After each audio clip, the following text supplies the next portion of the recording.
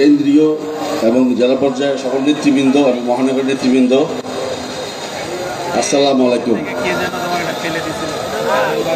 বক্তব্য খুব বেশি কিছু নেই, কারণ আপনারা সবাই অধীর আগ্রহে অপেক্ষা করছেন আমাদের প্রধান অতিথির বক্তব্য শোনার জন্য।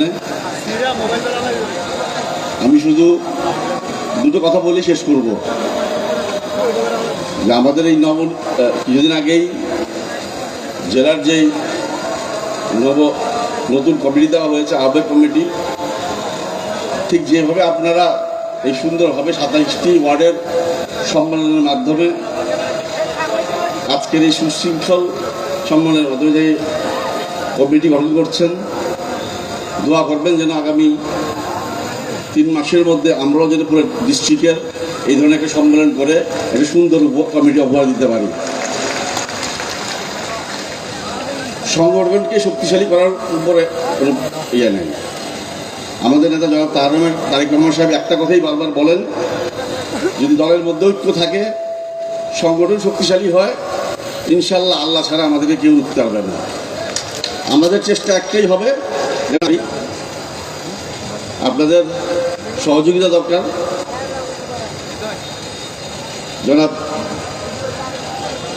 তারেক রহমান সাহেবের যে 31 দফা যে সংস্কার নিয়ে আজকে সরকার কথা বলে, এই সংস্কার তো আমাদের নেতা আরো 2 বছর আগে দিচ্ছেন। এই 31 দফাকে যদি আমরা প্রত্যেকটি মানুষের কাছে দিয়ে দিতে পারি, এই 31 দফাকে যদি আমরা সফলভাবে মানুষকে বুঝাতে পারি, তাহলে আর অন্য কিছু করার দরকার হবে বলে মনে করি না। সংগঠন শক্তিশালী হলে জনাব তারেক রহমান ছাড়া আর কোনো নেতা আছে দেশে?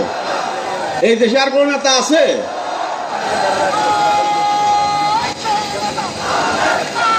রহমান, তারেক,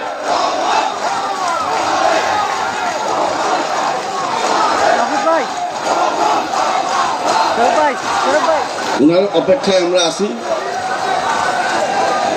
বক্তব্য আর বেশি বাড়াবো না। দেশনেত্রী এবং খালেদা জিয়ার সুস্বাস্থ্য কামনা করে এই বক্তব্য শেষ করতেছি।